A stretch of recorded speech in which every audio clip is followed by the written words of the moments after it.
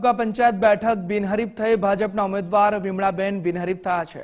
કોંગ્રેસના ઉમેદવારે ફોર્મ પરત ખેંચતા બિનહરીફ પૂર્વ ધારાસભ્ય ઇન્દ્રજીતસિંહ પરમારનો રોષ ભભૂક્યો છે।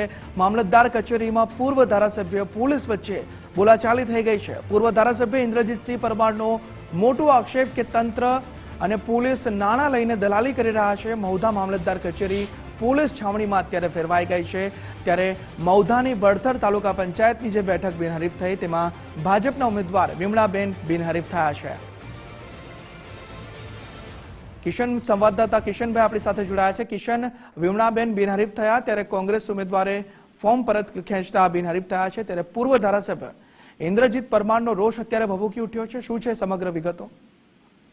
જી, વાત કરવામાં આવે તો આજે મહુધા મામલતદાર કચેરીએ મહુધા વિધાનસભાના પૂર્વ ધારાસભ્ય મામલતદાર કચેરીએ સમી સાંજે પહોંચ્યા હતા અને આજે ઉમેદવારી ખેંચવાનો છેલ્લો દિવસ હતો। તે સમયે વડખલ તાલુકા પંચાયતની સીટને લઈને ભારે ઘર્ષણ જોવા મળ્યું હતું।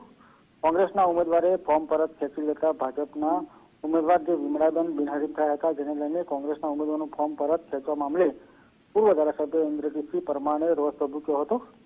મામલતદાર કચેરીમાં પૂર્વ ધારાસભ્ય ઇન્દ્રજીતસિંહ પરમાર આવી ગયા હતા અને ઉગ્ર બોલાચાલી અને પોલીસ વચ્ચે ઘર્ષણ પણ જોવા મળ્યું હતું।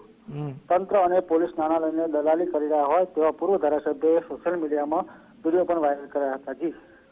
જી, સમગ્ર માહિતી બદલ આભાર આપનો કિશન।